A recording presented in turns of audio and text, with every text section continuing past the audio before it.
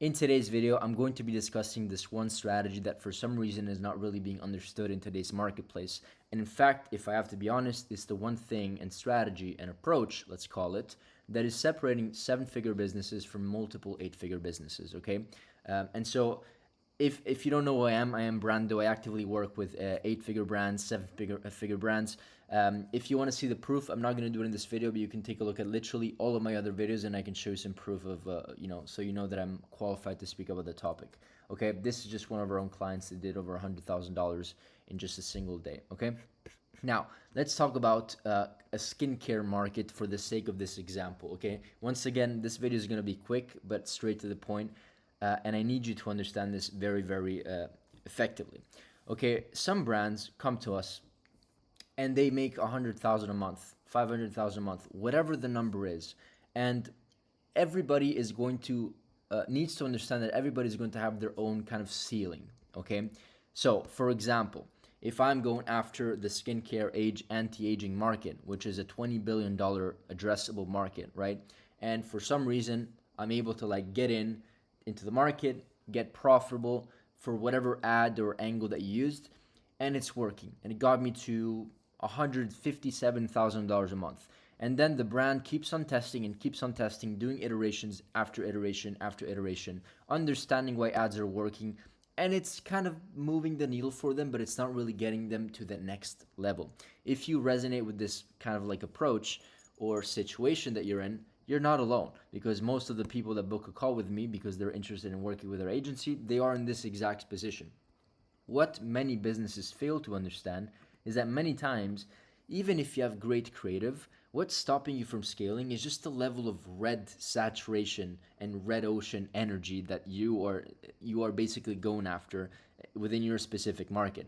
And so, doing iterations and iterations over iteration on the winning angle will only get you to one point. I mean, sure, if you find a banger winning ad, I'm sure that it will do good, right? But the angle and the market and the vertical is still going to be so competitive and so red, especially if you go after anti-aging skincare market, which is a $20 billion market. So you probably already know what I'm talking about in this video, but I do want to dissect it very, very in a very, very kind of interesting way, because what most people do is that they go after everybody. And if we can kind of singularly find smaller blue ocean markets, which don't have to be small, they don't have to be a $10 million market.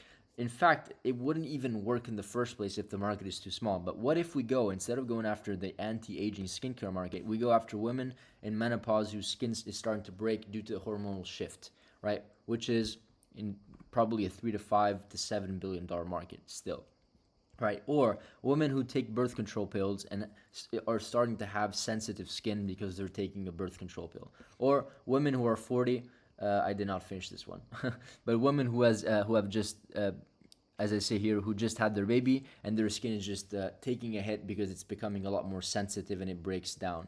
I think I wanted to do a 40-year-old black woman who is suffering from hyperpigmentation, and even if they have a mosquito bite, it shows on their skin and it makes them age, right? So I think that is what I wanted to go after. Why hyperpigmentation? Because a lot of black women or people that have black skin suffer from this hyperpigmentation based on research. So what is the key word here in the approach? It's basically finding your own market that is not as saturated and not as bloated as the one you're probably getting into. Another example that I like to bring up, I've probably brought it up several other times within my other YouTube videos, is the example of Hyros, which did the same exact thing. He basically he went after, right? Instead of going after the what is it called, the attribution, right, setting kind of thing, right? Attribution, what is it called? Attribution marketing thing, which is Hyros, where you track your ads. He did not go after the entire industry, but he decided to choose a specific market, which was with B2B kind of agency type of things, where he was basically targeting businesses that just wanted to book calls. Okay, after he cracked that code, so B2B companies optimizing for booked calls or like sales calls. Okay, I can't even type, but you get the point. So I'm like, bear with me here, but I'm just like literally improvising. So the attribution market is probably a huge market, billion-dollar market, especially in 2023, 4, 2025, because everybody's having with the issues with iOS 14 and tracking and attribution. So it's a big problem. He caught the trend, but instead of going after everybody, he chose a specific vertical. Hyros, the founder is not Alex Ramosi, Alex Becker, and he was able to find his own kind of blue ocean. He scaled aggressively, the ads resonated very deeply, and then now he starts expanding into other smaller blue oceans now for e-com brands. In fact, some of my clients are using Hyros. So this is just a separate example. I always like to give you an example of like another industry and vertical that is not e-commerce, so you understand you understand it on a deeper level. Same thing happened, and I'm giving you real life examples with a company called Klaviyo, right? When they launched in the market, they went after specifically e-commerce brands, and now they stayed in the e-commerce industry because it just grew so much, and that is something that they really caught. So they also caught a trend. But if they were going after everybody in the marketplace, they would have probably not been able to achieve a good cost per acquisition, and it would have been too expensive. So even the marketing companies that are just like, the companies that are good at marketing, right? That's why it's still hard to go after super saturated market. In fact, that's why skincare brands that just want to go after everybody, they typically have big funding, like 30, 40, 50 million dollars in funding, because they know that in order to be profitable to acquire a customer, you need to spend a lot of money and probably lose money. Since this is not probably your case, right, where you want to make money from the first sale, right, you have to start thinking with this avatar approach. And it's all about positioning, guys. Remember, the brands that are able to scale, and I know that I go over this concept in many of my other videos, but the most important thing that you have to understand is that you're selling the same product. If you can position the product in 50 different ways to 50 different types of either avatars or like same avatar with different angle, then you're able to approach different market segments that are less saturated. Not necessarily they give you a lower CPM, because it doesn't mean that if you go after, I don't know, the black woman or the menopause women, that your CPMs automatically drop. It doesn't mean that, but because your ads are relevant to them only, your CTRs are most likely going to increase, which are going to give you better cost per clicks and better cost per add to carts and better cost per acquisition. You get the point. So I just wanted to do a very quick video. And if there's one takeaway that I want you to get from this video is, if you are feeling stuck, where whatever you test, you maybe even hired an agency or a new creative strategist, and you're telling them, hey, keep on iterating, keep on doing better ads.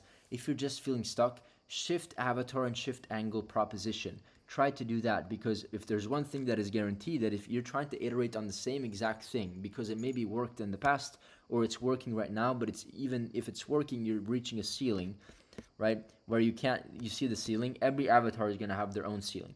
So if this is your case, test something different.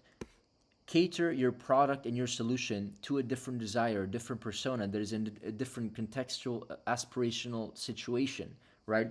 So try this. I can guarantee you, because if there's one thing that I can also tell you based on my experience, is that if you don't really shift your marketing strategy and you're just trying to iterate and iterate and iterate, you're not going to go anywhere.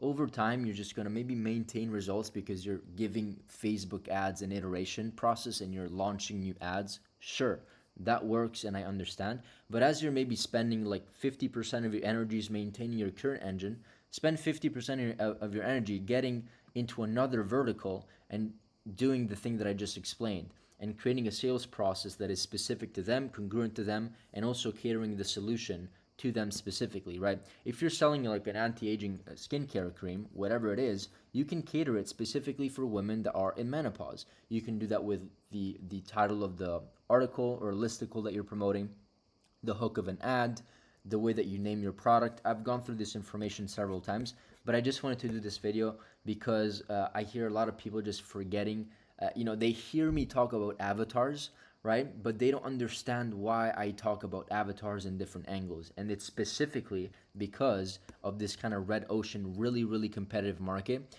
which, by the way, if it was easy, everybody would be able to go after. It's like, if it were profitable, that's what I want to say, everybody would go be doing this kind of like red ocean market. But the reason is that, you know, some companies do it because they're funded, and it's just really competitive. You're really putting yourself, you're basically putting a knife on your foot. You're making your life really, really hard. So one piece of advice, one key takeaway: get a specific unaware market. Maybe even go into people that are less aware of the problem that you're trying, or sorry, the solution that you're offering to a marketplace, right? And cater it to them, right? And so hopefully you understand, you got to take away from this video: change strategy, don't do the same thing, go after specific avatars, less competitive, lower TAM, right? Big enough TAM that you can scale, but still lower. A 5 billion TAM is big. Like, if you get 1% of that, what is it? I think it's 5 million a year, or sorry, 50 million a year. I know what the math is. But if you get 1% of that and you're 8 figures, it's probably a big enough target. And also, one other thing: if the avatar is just not really that scalable, it doesn't mean that you can't do it. I mean, what if this avatar, in fact, this is why I like this chart so much. Let's just say this was not even a million a month, right? But it was like $100,000 a month. If an avatar is profitably scaling to $100,000 a month, why not do it? It doesn't mean that you just have to stick to that avatar, but just imagine distributing your cash flow horizontally through different types of funnels and avatar customers. One is going to work better than the other. It's just how the marketing vertical works, right? The market is going to tell you what it wants and what it can scale. Facebook ads is going to do the same, tell you what can scale. But you should be able to distribute your cash flow so that you're not putting all your eggs in one basket also. Okay, hopefully you got some value from this video. It was a short one. My goal was not to like show you some weird diagrams here and there. It's just to maybe open open your brain and mind into maybe a different strategy and approach. And I hope it was useful. If you are brand, we are currently actually looking for just one extra client for this month and the month of August. We are going through, we're talking to a lot of brands right now in the next 7 to 14 days. So if you are interested in actually exploring an opportunity to work with us, book a call. You're going to have a call either with myself or one of my team members, and then we can explore the opportunity of working together. And if we can't help, you know, we will probably refer you to somebody else, or just let you know that we can't help you. Okay. Worst case, you get an audit. That is it for this video. And see you on the call, and definitely see you in the next video. Hopefully. Bye.